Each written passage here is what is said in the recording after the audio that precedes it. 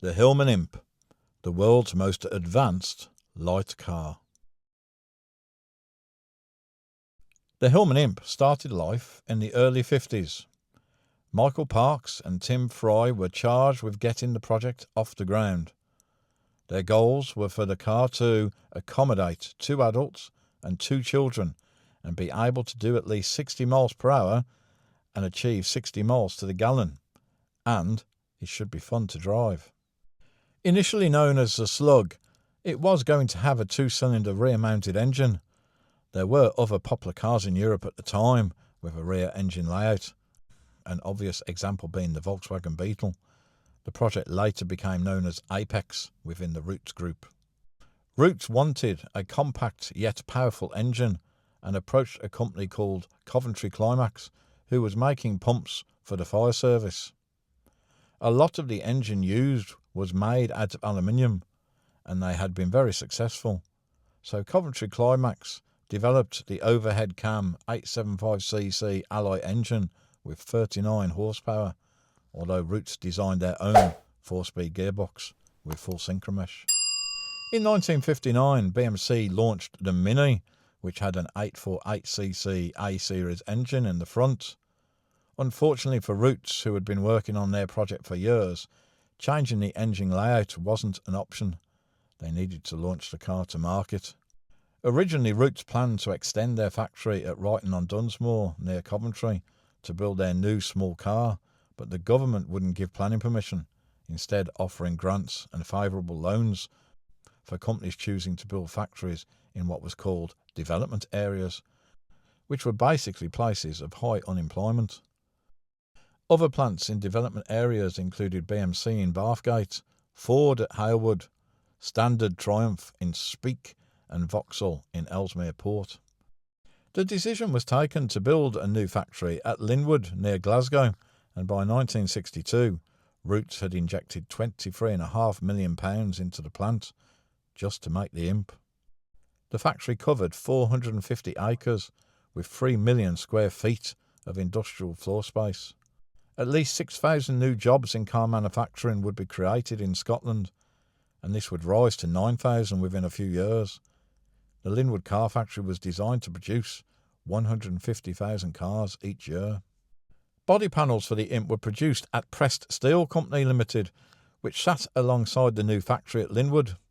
In 1967, the Pressed Steel factory was bought by Roots Group following BMC's acquisition of Pressed Steel's Cowley and Swindon sites.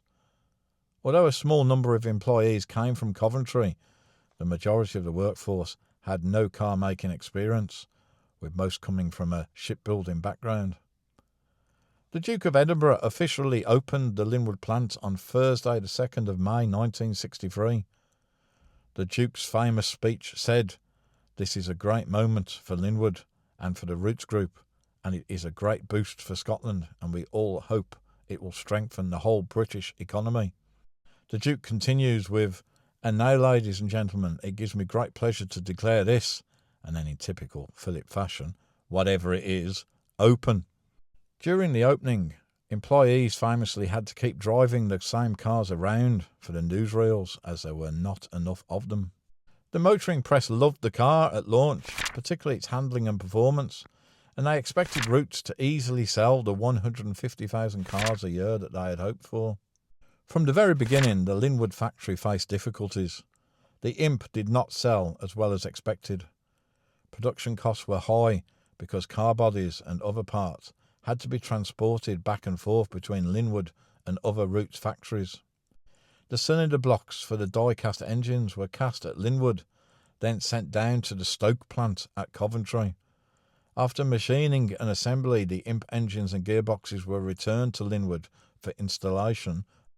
British Rail introduced what they called the Imp Special in October 1963. It could carry 100 cars, and these overnight trains travelled from Linwood to the Midlands. But for the Imp, whilst it had endured cold climate testing in Norway, Canada and Scandinavia, and hot climate testing in Kenya, it had never been put through its paces in a real-world setting, like, for instance, driving a few minutes down to the shops. Problems with water pumps, water ingress, An automatic choke and pneumatic throttle, which were both fitted to early models, meant the Imp became known for being unreliable. Even so, the Imp went on to be made into a rally car in 1964, winning the 1965 Dutch Rally, piloted by Rosemary Smith and Valerie Dumlao. At Rosemary Smith's funeral service, which took place on Monday the 11th of December 2023 in Dublin, the Hillman Imp rally car that was driven by Rosemary led the procession, with a number of Hillman Imps following. The Imp enjoyed more racing success through the 70s, dominating the British Saloon Car Championships, now called the British Touring Car Championships, winning in 1970, 71 and 72 at the hands of Bill McGovern. In 1965, the Mark II was launched, missing its troublesome automatic choke and pneumatic throttle that plagued earlier versions. Also in 1965, a van version called the Comet Imp was launched, but with the engine located in the back beneath the load area, where you would expect to have as much space as possible to transport items. The rear layout proved restrictive.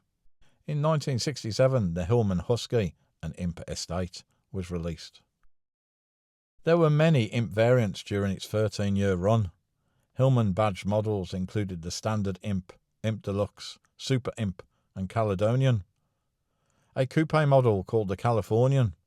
Singer badge variants were the Chamois and Chamois Sport, and the coupe versions called, of course, the Chamois Coupe. Sunbeam badge models were the Sport and Imp Sport, with the coupe model named the Stiletto. As we've already mentioned, Roots had originally hoped for 150,000 units a year, but achieved under 60,000. That was in 1964, with less than 20,000 units in 1975. Roots and the Linwood factory were taken over by Chrysler in 1967. Chrysler would later sell the factory to French company Peugeot-Citroën in 1979. In 1968, a gale hit Linwood.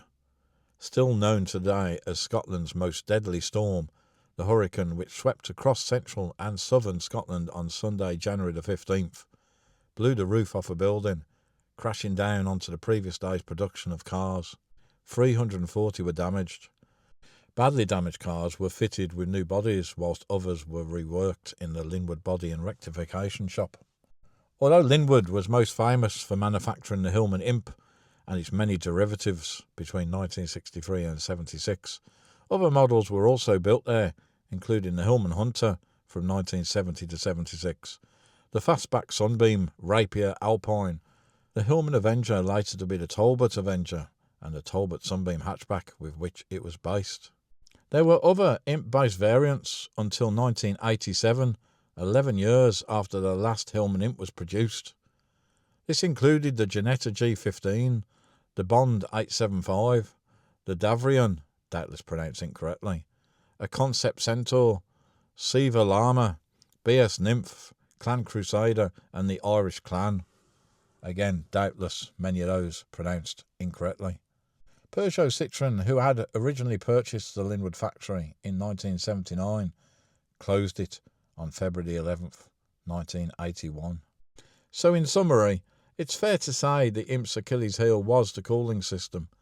That aluminium cylinder head, which was ahead of its time, also was at risk of warping and causing the head gasket to fail if the cooling system wasn't properly maintained. Today, cars that run too cool could indicate a removed thermostat. Its location doesn't lend itself to easy checking, or for one that runs cooler than standard. So that's the 10-minute pocket history of the Hillman Imp, described by the famous Gordon Murray, who owns one, as such a clever design. Born on the 2nd of May 1963 and continuing till May 1976. Thank you for watching.